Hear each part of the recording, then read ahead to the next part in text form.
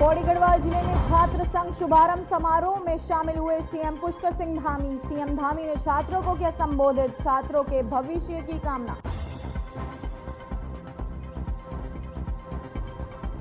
वक्फ संशोधन अधिनियम 2025 पर सीएम पुष्कर सिंह धामी का बड़ा बयान, कहा यह देश हित में लिया गया बहुत ही ऐतिहासिक फैसला है।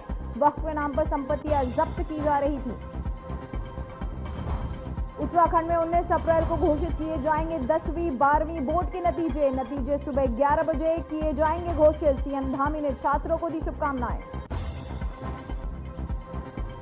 मुख्यमंत्री पुष्कर सिंह धामी ने उच्च शिक्षा विभाग की समीक्षा। सीएम ने अधिकारियों को दिए निर्देश, व्यवसायिक उद्यमिता रोजगार परक शिक्षा का दिया।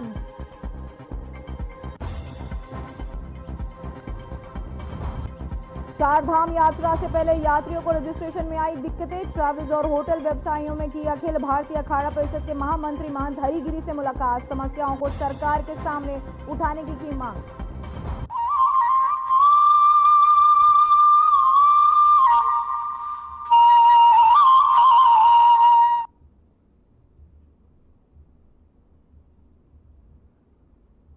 कार्यक्रम को भी संबोधित किया। सोशल मीडिया पर सीएम धामी ने लिखा कि छात्र देश और प्रदेश का भविष्य हैं, जिनके विजन से संपूर्ण राष्ट्र की आकांक्षाएं समाई होनी चाहिए। उच्च शिक्षा के क्षेत्र में नवाचार का सर्वोदय हो, इसके लिए हम शोध और इंफ्रास्ट्रक्चर विकास को बढ़ावा दे रहे हैं।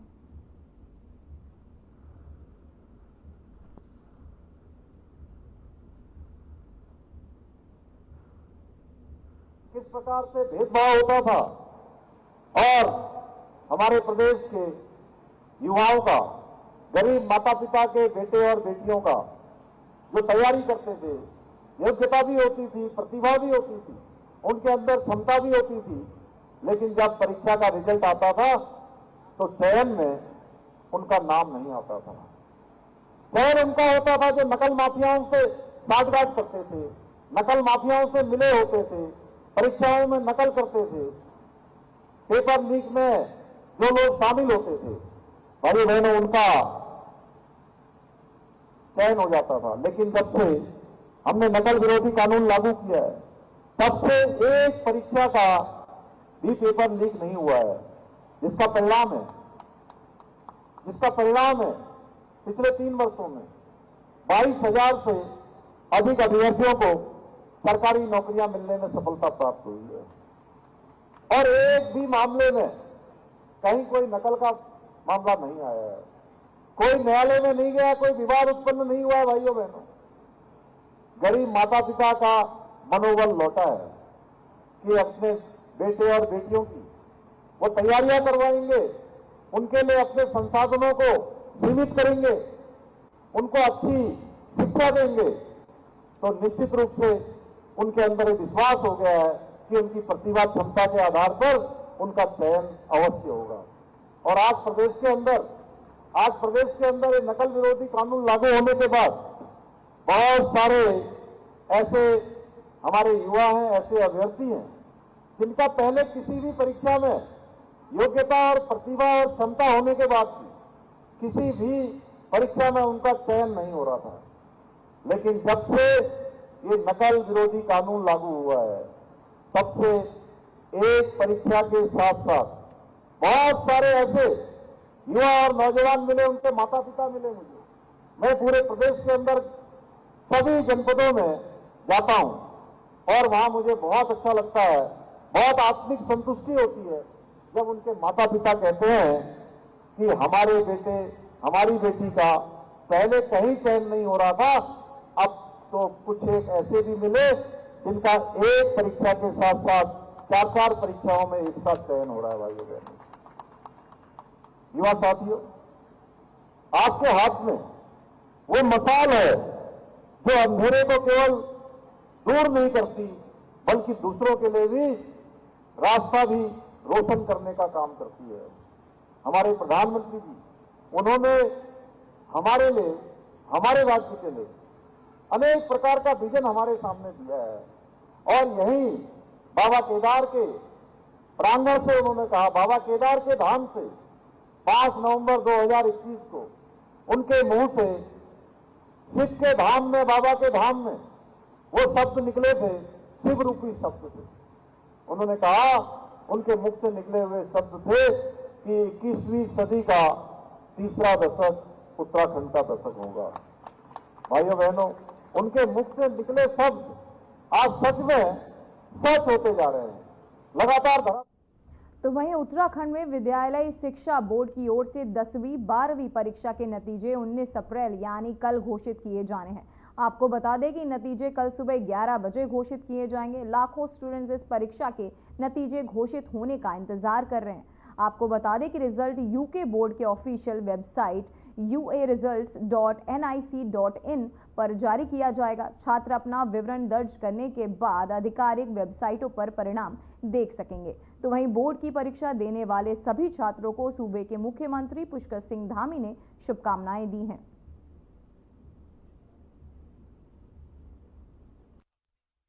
मैं सभी हाई स्कूल और इंटर के सभी परीक्षा में सम्मिलित होने वाले सभी छात्रों को, छात्राओं को बहुत शुभकामनाएं देता हूं कि उनका रिजल्ट आएगा, उनके उज्जवल भविष्य का निर्माण करेगा। आगे चलकर विभिन्न क्षेत्रों में जाएंगे और सबका उज्जवल भविष्य हो, सब आगे बढ़ें और प्रदेश और देश में और दुनिया में जाकर राज्य का और देश का नाम रोशन करें।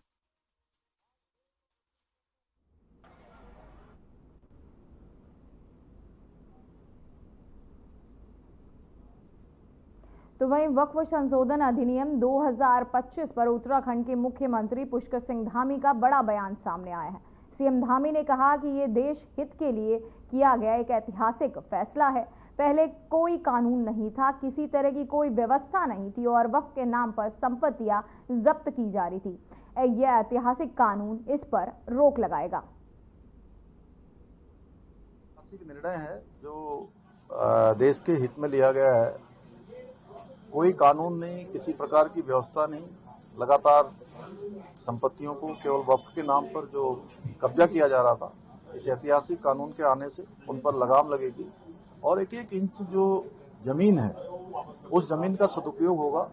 जो तुष्टीकरण के कारण से, तमाम संशोधनों के कारण से 2 बार देश के अंदर जो संशोधन हुए, उससे असीमित मात्रा में, असीमित संख्या में जमीनें एकत्र हो गई और 2013 तक 18 लाख एकड़ भूमि जो वक्फ के पास होती थी वो 12 सालों में, यानी कि 2013 से 2025 के बीच 39 लाख एकड़ हो गई। और किसी भी गरीब मुसलमान युवा के लिए, बच्चे को लिए, महिलाओं के लिए कोई शिक्षा का संस्थान नहीं खोला गया देश के अंदर।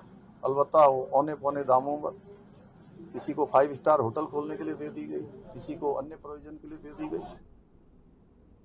तो वहीं मुख्यमंत्री पुष्कर सिंह धामी ने उच्च शिक्षा विभाग की समीक्षा की। इस दौरान सीएम ने अधिकारियों को निर्देश दिए कि उच्च शिक्षा विभाग के छात्र छात्राओं की उपस्थिति बढ़ाने पर विशेष ध्यान दिया जाए। तो वहीं व्यावसायिक, उद्यमिता एवं रोजगार परक शिक्षा को बढ़ावा दिया जाए। उच्च शिक्षा से डिग्री प्राप्त करने के बाद युवाओं को रोजगार से जोड़ने के लिए उनके कौशल विकास पर भी विशेष ध्यान दिया जाए। तो वहीं विदेशों में मानव संसाधन उनकी आवश्यकता के अनुसार युवाओं को विदेशी भाषा के साथ कौशल विकास का परीक्षण भी दिया जाए। साथ ही उन्होंने कहा कि शिक्षण गतिविधियों को सुचारू बनाने सहायक सामग्री की उपलब्धता पर भी विशेष ध्यान दिया जाए।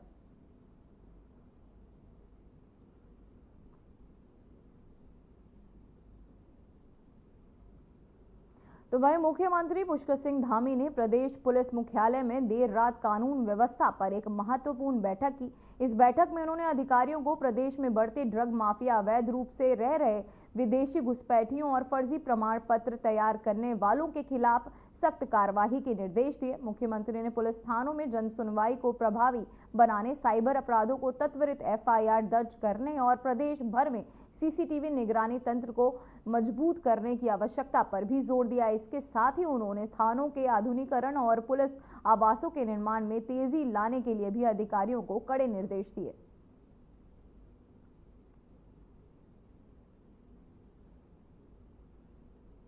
ये जो राज्य स्तरीय गोष्ठी थी, इसमें मुख्यतः सभी ऐसे बिंदु जो राज्य स्तर में हमें पुलिस के लिए इस समय हमारी प्राथमिकताएं हैं।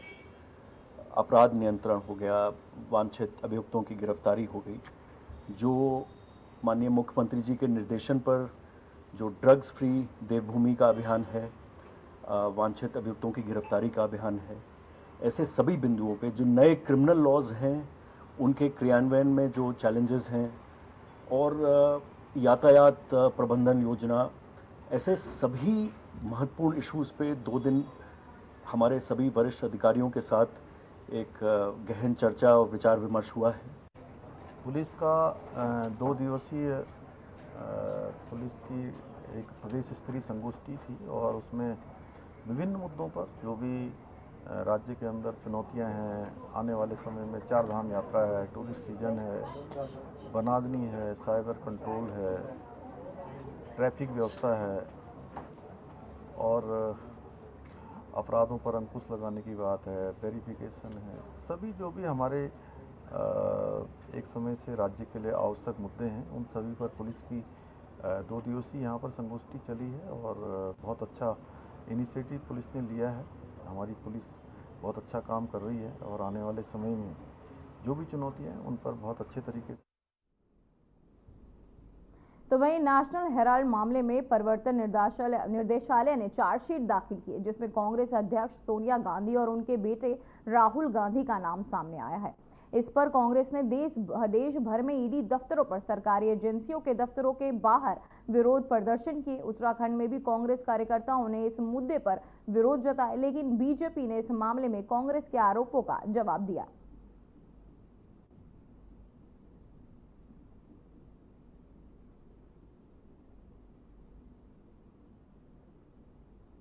देखिए, नेशनल हेराल्ड मामले में लंबे समय से उसमें शिकायतें मिल रही थी और उसमें जांच हुई है।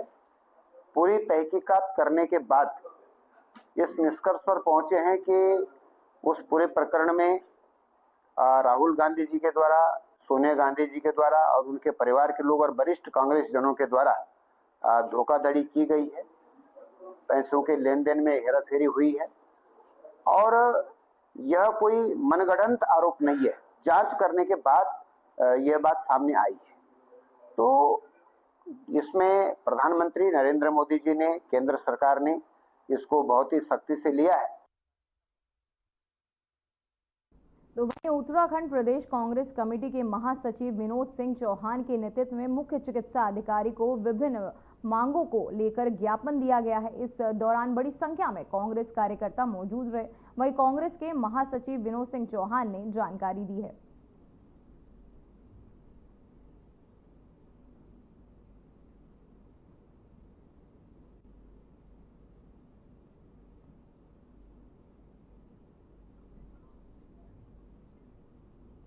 हमारे यहाँ सबसे पहले मांग ये है कि आज जो देहरादून जिले में डेंगू चरम सीमा में पहुंच गया है, उसके पेशेंट इतने आ रहे हैं और अभी हाल ही में आज ही एक डेंगू से एक पेशेंट की भी डेथ हो गई है। उसको लेकर आज हमने सीएमओ को ज्ञापन दिया। सीएमओ जी तो मीटिंग में थे, उनके डिप्टी सीएमओ सेमवाल जी से मुलाकात हुई।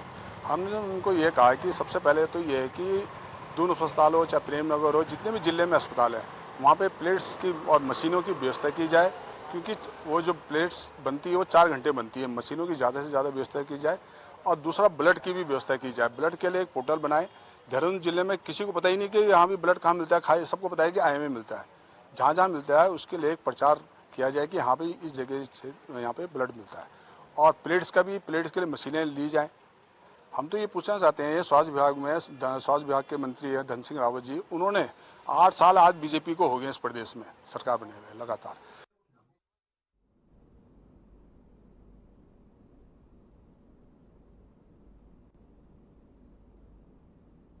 तो वहीं उत्तराखंड में महंगाई को लेकर कांग्रेस और बीजेपी के बीच तीखी बयानबाजी देखने को मिल रही है। जहां एक और कांग्रेस पार्टी महंगाई के खिलाफ विरोध प्रदर्शन करती हुई नजर आ रही है, तो वहीं बीजेपी भी कांग्रेस पर तंज कसने का कोई मौका नहीं छोड़ रही है। बीजेपी के दायित्वधारी मंत्री मधु भट्ट ने कांग्रेस के महंगाई विरोधी अभियान पर पलटवार किया है। इसने अपने समय में अगर कहें तो महंगाई उनके समय में चरम सीमा पर थी और जहां तक भारतीय जनता पार्टी की सरकार का सवाल है, वहां तक हमने बिल्कुल महंगाई को बिल्कुल कंट्रोल में रखा हुआ है। जहां हमने फ्री जो है गैस सिलेंडर जो हम गरीब परिवारों को दे रहे हैं, साथ में उज्ज्वला गैस के तहत निःशुल्क जो गैस वितरण का जो हमने हमारी सरकार ने दिया है। आयुष्मान इतनी बड़ी योजना जो है, निःशुल्क स्वास्थ्य सेवाएं दी जा रही हैं। हर क्षेत्र में अगर कहे कि जो हमारे गरीब स्तर जो गरीबी जो हमारे अटल खाद्यान्न योजना जो चल रही है, उसके तहत जो है अटल खाद्यान्न योजना के तहत अन्न भी दिया जा रहा है। तो हम हर प्रकार से जो है ये सरकार जो है गरीबों के लिए हर प्रकार से रियायतें दे रही है।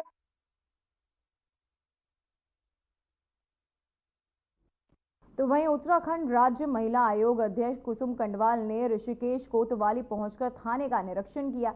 इस दौरान उन्हें महिला हेल्प डेस्क और महिला हेल्पलाइन के अंतर्गत होने वाली काउंसलिंग का भी जायजा लिया। साथ ही कुसुम कंडवाल ने कोतवाली में पहुंची पीड़ितों की समस्या के समाधान के लिए जनसुनवाई की और कोतवाली पुलिस को पीड़ित महिलाओं से सौहार्द व्यवहार करने के निर्देश दिए।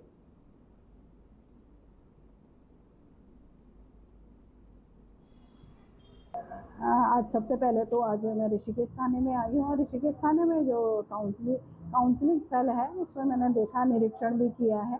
इस तरह के केसेस आए हैं, ज़्यादातर घरेलू हिंसा इस तरह के या दहेज वगैरह के केसेस देखने के लिए मिले हैं। और आज जन सुनवाई के माध्यम से काफ़ी महिलाएं यहाँ पे आ भी रही हैं और उनकी समस्या कि कैसे समाधान हो, किस तरह है। तो पुलिस के साथ तालमेल बिठा के कि किस तरह से आप इनका समाधान करोगे, किस तरह से हम आयोग करता है, तो ये सारी चीज़ें आ रही हैं। और निश्चित ही हम महिलाओं के लिए, हम लोग किसी भी तरह प्रताड़ित महिला हो, पीड़ित महिला हो, तो मेरा पुलिस को भी निर्देश है कि भाई आप महिला को अवश्य सुने, उसकी एप्लीकेशन लें आप, और अगर आपको कुछ लगता है तो जाँच का। तो वहीं खटिम्मा तहसील परिसर में 15 से 17 अप्रैल तक क्षेत्रीय पासपोर्ट कार्यालय देहरादून में सहयोग से 3 दिवसीय पासपोर्ट सेवा मोबाइल वैन कैंप का आयोजन किया गया। इस कैंप के दौरान पासपोर्ट बनवाने और नवीकरण की सुविधा का लाभ लेने के लिए बड़ी संख्या में आवेदक पहुंचे, जिससे परिसर में भीड़ देखने को मिली। इस शिविर में आवेदकों को पासपोर्ट बनाने और नवीकरण कराने के लिए सभी आवश्यक सेवाएं मौके पर ही उपलब्ध कराई गई। वहीं वैन के दस्तावेजों की जांच, बायोमेट्रिक और फोटो प्रक्रिया पूरी की गई, जिससे आवेदकों का समय और धन दोनों की बचत हुई।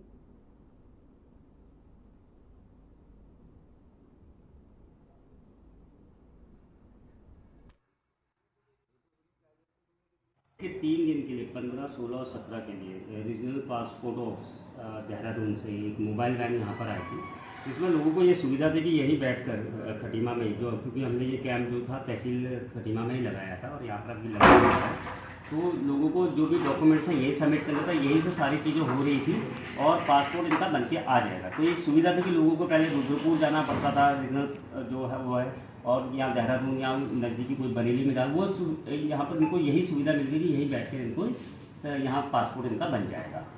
एक दिन के इनके 50 स्लॉट्स बुक थे और 17 तारीख तक कुल 50 बार 150 स्लॉट ऑलरेडी बुक हो चुके हैं और आज आखिरी दिन है।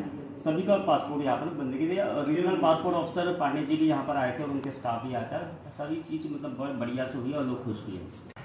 यहाँ पे जो आने का अनुभव था बहुत अच्छा था। पहले जैसा मैंने सुना था, आपको अगर अपने पासपोर्ट बनाना है तो आपको दूर जाना पड़ता था, जैसे कि देहरादून, फिर यहाँ से आपको मिनिमम जो डिस्टेंस था बरेली तक आपको जाना पड़ता था। बट अभी रिसेंटली मुझे न्यूज़ के थ्रू पता लगा, थ्रू न्यूज़पेपर पता लगा कि आपका ये खटीमा तहसील में 3 दिन के लिए ये आपका पासपोर्ट सेवा केंद्र की तरफ से एक एम्बुलेंस कह रहा हूँ, एक एम्बुलेटरी वैन इन्होंने अवेलेबल कराई है, जिससे जो लोग हैं आसपास के, अगर उन्हें पासपोर्ट बनाना है तो उन्हें इतना डिस्टेंस कवर नहीं करना पड़ेगा। उनके आसपास यहाँ पर आके आप इजीली अपना पासपोर्ट की जो प्रक्रिया है यहाँ से स्टार्ट कर सकते हैं। और उसके बाद जैसे मैं बता रहे हैं, यहाँ पे आपको रजिस्ट्रेशन के बाद कुछ दिन बाद आपके जो परमानेंट एड्रेस है वहाँ। तो वहीं उत्तराखंड सरकार में हाल ही में जड़ी बूटी सलाहकार समिति के उपाध्यक्ष बलवीर धनियाल को राज्य मंत्री स्तर पर पद का दायित्व मिला है। वहीं दायित्व मिलने के बाद जनपद बलवीर धनियाल चमोली पहुंचे और जहां पिंडर घाटी पहुंचने पर पार्टी कार्यकर्ता और स्थानीय लोगों ने उनका फूल मालाओं से भव्य स्वागत किया।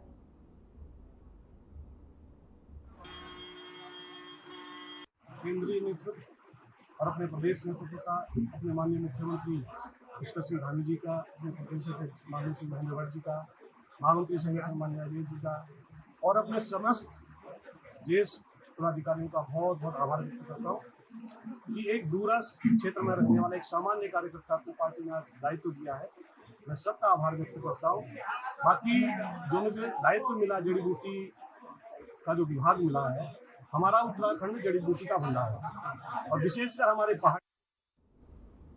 तो वहीं आपदा की दृष्टि से बेहद संवेदनशील उत्तराखंड में आपदा से क्षतिग्रस्त योजनाओं के पुनर्निर्माण में अब तेजी आएगी। इसके लिए कमिश्नर और डीएम के वित्तीय अधिकार बढ़ा दिए गए। वहीं मुख्यमंत्री पुष्कर सिंह धामी की अध्यक्षता में हुई कैबिनेट की बैठक में इस प्रस्ताव को हरी झंडी दे दी गई है।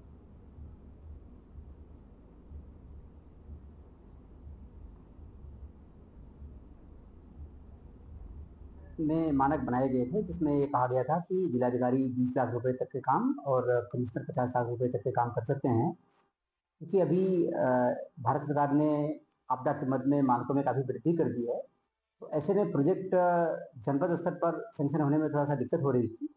इसलिए हमने ऊपर उच्च स्तर पर बात किया, तो निर्देश प्राप्त हुए कि आप इसको बढ़ाइए। तो उस क्रम में हम लोगों ने प्रस्ताव कल पुटअप किया और राज्य सरकार ने सहमति दी उसमें, जिसमें हमने प्रस्ताव किया था जिलाधिकारी को 1 करोड़ रुपए तक के काम आपदा से संबंधित।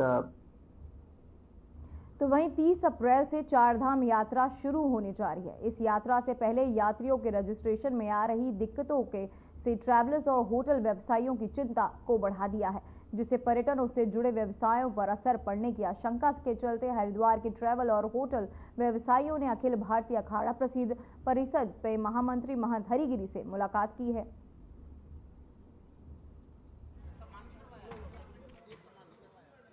जो भी व्यापारियों का विषय था और लोग आए, उनको माया देवी की तरफ से भैरव बाबा, भगवान बद्रीनाथ, केदारनाथ, गंगोत्री, जमोत्री, ओम पहाड़ और समस्त देवी देवताओं से की तरफ से प्रार्थना किया। हमने कहा आप लोगों तरफ से प्रार्थना करेंगे कि सुंदर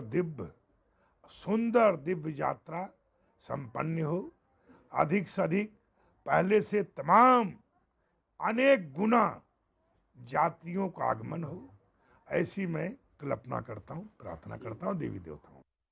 आर्थिकी की रीढ़ है पूरे प्रदेश की, इससे हर छोटा कारोबारी किसी भी रूप से जुड़ा हुआ है इस यात्रा से। परंतु यात्रा पिछले साल भी सरकारी आंकड़े के हिसाब से लगभग 20% कम थी। इस बार भी यात्रा की जो स्थिति लग रही है वो थोड़ी दिक्कतें हैं, उसके अंदर रजिस्ट्रेशन प्रोसेस में थोड़ी जटिलताएं हैं। जो बाध्यता है ओटीपी की आधार कार्ड से लिंक किया गया, उससे कुछ दिक्कतें हैं। और ऑलरेडी मई तक जो है आपका रजिस्ट्रेशन फुल दिखा रहा है ऑनलाइन, और यात्री उसमें रजिस्टर करने में अपनी दिक्कतें महसूस कर रहा है। तो हमने इन्हीं विषयों को। तो वहीं नैनीताल जिले में स्मार्ट मीटर लगाने को लेकर लोगों में फैली भ्रांति और कर्मचारियों के साथ हो रहे गलत व्यवहार पर विद्युत विभाग ने अपना रुख अब साफ कर दिया है।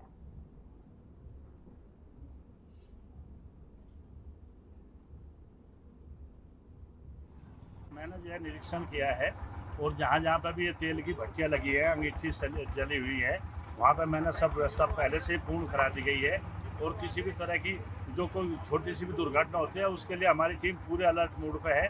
पास में गन्ने का खेत भी है, उससे भी गन्ने का खेत है, गेहूँ का खेत है, उससे भी हम बचा रहे हैं उसको मेले को। और फॉर्म की जो भट्टियाँ जली हुई हैं उनके पास हमने जो है ना अपनी गाड़ी में फॉर्म भी रखा हुआ है कंप्लीट रूप में, और उसको कोई भी घटना होती है तो हम उसको कंप्लीट रूप से बुझाएंगे। सबके यहाँ पर आग बुझाने के अंदर रखते हैं, उनको ट्रेनिंग दे दी गई है एक्सटिंग्विशर कैसे चलना है, किस आग पर कर रहे हैं। फायर टीम ने दी सावधानी, विकासनगर में मशहूर मेले की शुरुआत। मेले की सुरक्षा में मुस्तैद हुई फायर टीम।